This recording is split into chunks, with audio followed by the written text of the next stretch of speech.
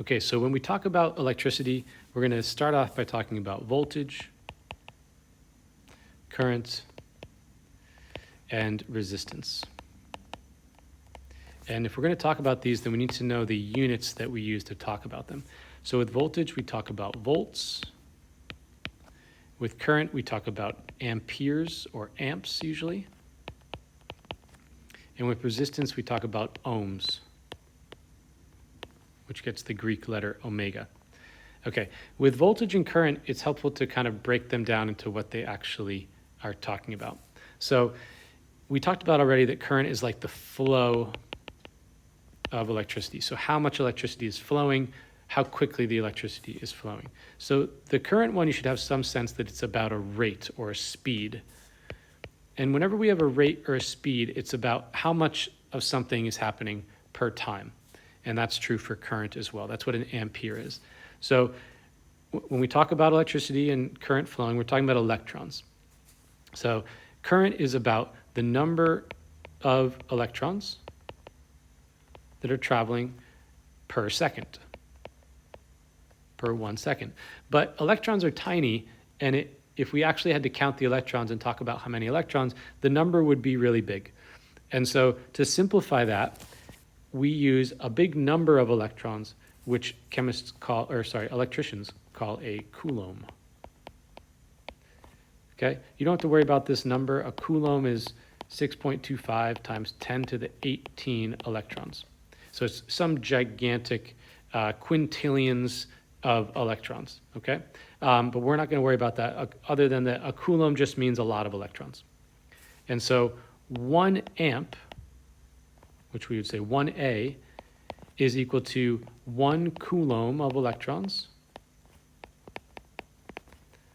every 1 second. So if you have a current or a flow of electricity of 1 amp, that means that this big number of electrons is moving past a point every second. And if you have 2 amps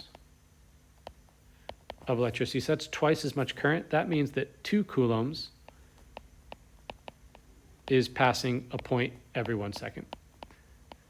So amps is telling you something about how many electrons are passing in a given amount of time, generally is in 1 second.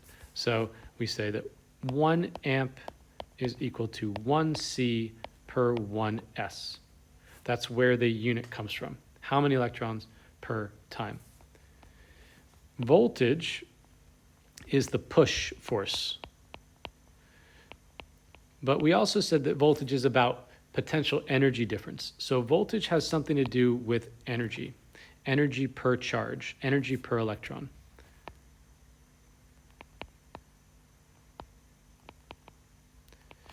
But again, instead of just 1 electron, we're going to talk about this big group of electrons. So our unit for energy is the joule.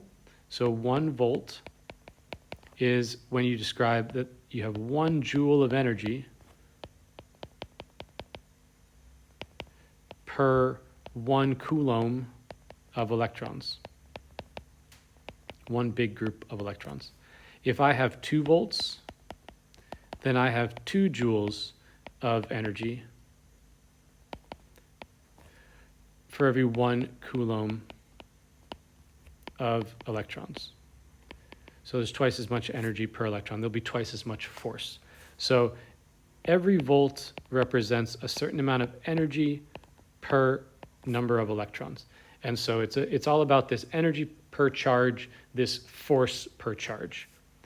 We're not going to break down the resistance one any further, really. It's not really necessary to. Resistance is fairly intuitive. Resistance is opposition to current. Or you could just think of it as resistance to current. You don't even have to use a different word. And we're going to stick with ohms here. And so those are the units if we break them down.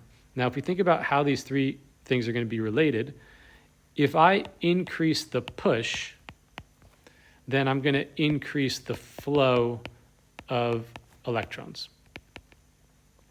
So that means if voltage goes up, that current will go up if you keep everything else the same.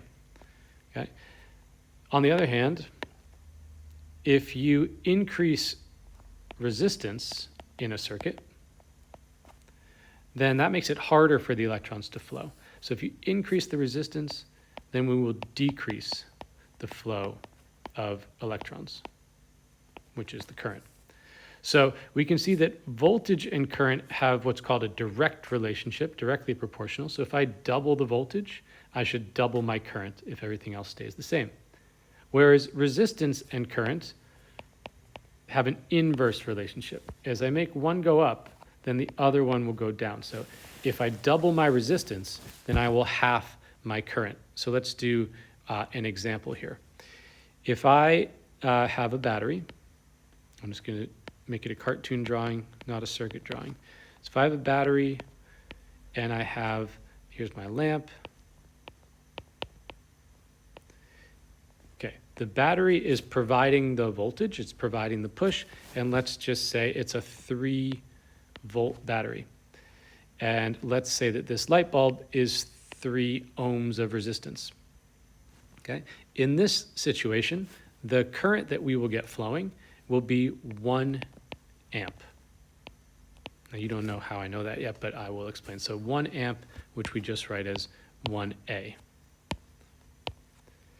Okay, now if I double the voltage, so if instead of a 3-volt battery, I now used a 6-volt battery, since I doubled the voltage, and I leave the light bulb the same, I should also double the current. So if I have a 6-volt battery instead of a 3-volt battery, then I'll get 2 amps of current flowing through the circuit instead of just 1 amp. Okay, so that's a second scenario. That's where we changed voltage, and we see that direct relationship. If I change the resistance instead, so let's say I go back to having my 3-volt battery, but this time I make the light bulb different, and I make the light bulb twice as resistant to the flow of electricity.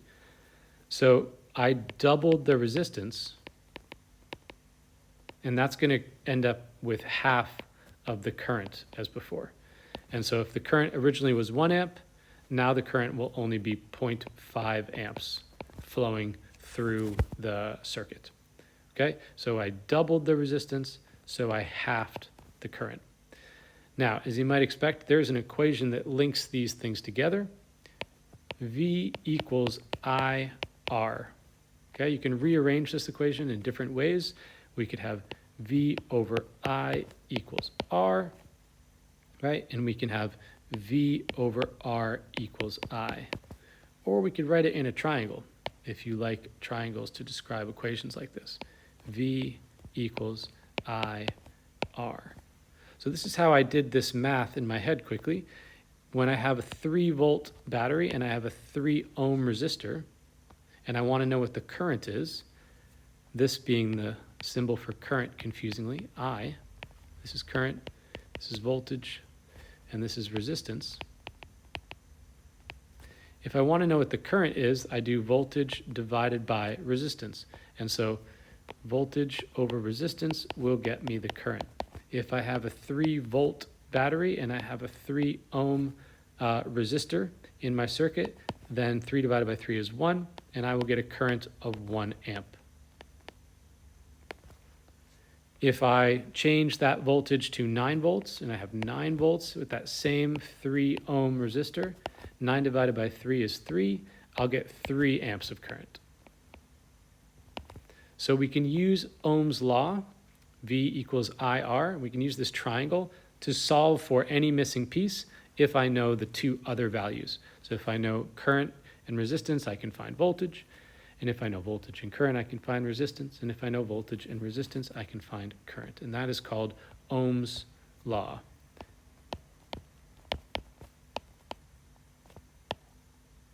So that quantitatively relates these 3 values of voltage, current, and resistance.